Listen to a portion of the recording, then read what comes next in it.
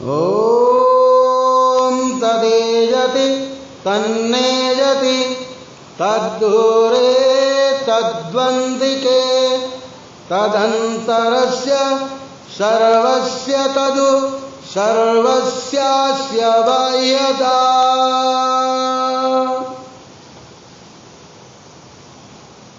इस क्षमता संवर्धन कार्यशाला की संचालिका संयोजिका आदरणीय शीला नारायण मैडम और हर प्रकार से सक्षम डीएवी के सच्चे कर्णधार विविध विद्यालयों से डीएवी विद्यालयों से हिंदी शिक्षकों, मैं राजवीर सिंह हिंदी शिक्षक डीएवी पब्लिक स्कूल गुआ आप सभी के समक्ष आज इस सत्र में ई तकनीकी में हिंदी शिक्षण कैसे कारगर हो, हिंदी शिक्षण के फायदे विषय पर अपने टूटे फूटे विचार रखूंगा।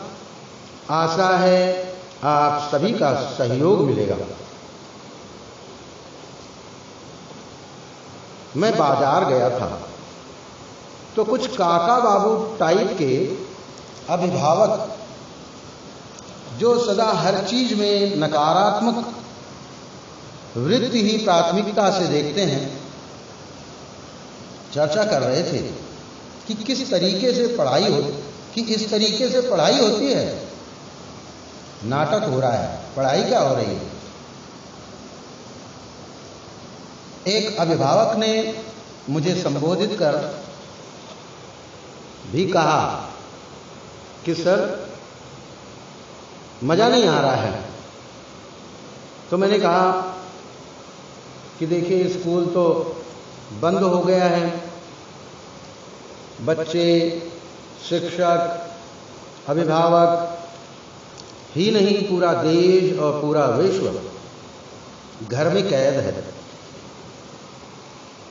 अब ऐसी परिस्थिति में आप अच्छी तरीके से महसूस कर रहे होंगे कि बच्चों को संभालना कितना दुरूह, कितना कठिन कार्य होता है।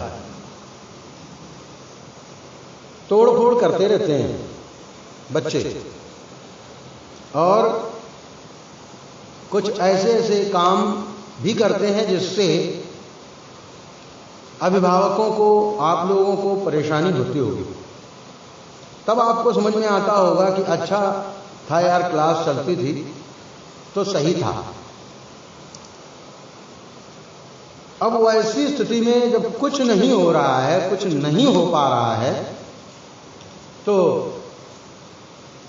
यदि बच्चा ऑनलाइन क्लास के बहाने व्हाट्सएप के माध्यम से या किसी मीटिंग आईडी के माध्यम से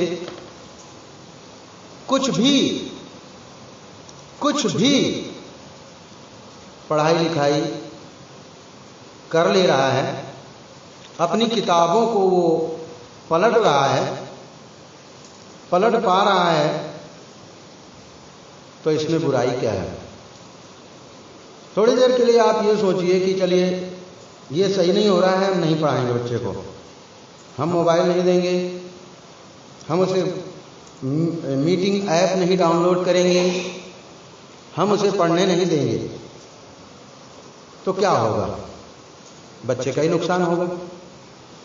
और आपकी जो उलझन और परेशानी है, और थोड़ी देर के लिए 1 घंटा जो उसमें बिजी रहता है, क्लास में जो व्यस्त रहता है, 4-5 क्लास हो गई तो 5 घंटे तो कम से कम व्यस्त हो गया वो, तो जो घर में तोड़ फोड़ कर रहा था उससे तो बच गए। कुछ तो ऐसा हुआ जो अच्छी चीज वो कर रहा था, अच्छा काम कर रहा था, पढ़ाई लिखाई कर रहा था। तो उन्होंने कहा हाँ सर ये बात तो सही है। तो हमने कहा अब भागे भूत को लंगोटी सही वाला सिस्टम है, दौर है, जब कुछ पढ़ाई लिखाई हो नहीं पा रही है और आगे भी कितने दिन तक नहीं होगी, कितने महीने तक ये महामारी का तांडव होगा, तब तक कुछ किताब खोल करके बच्चे कुछ सीख सकें, कुछ पढ़ सकें, कुछ तो अच्छा ही है ना। और तकनीकी के माध्यम से अभी देखिए अमेरिका में 1 साल के लिए स्कूल बंद कर दिए गए हैं।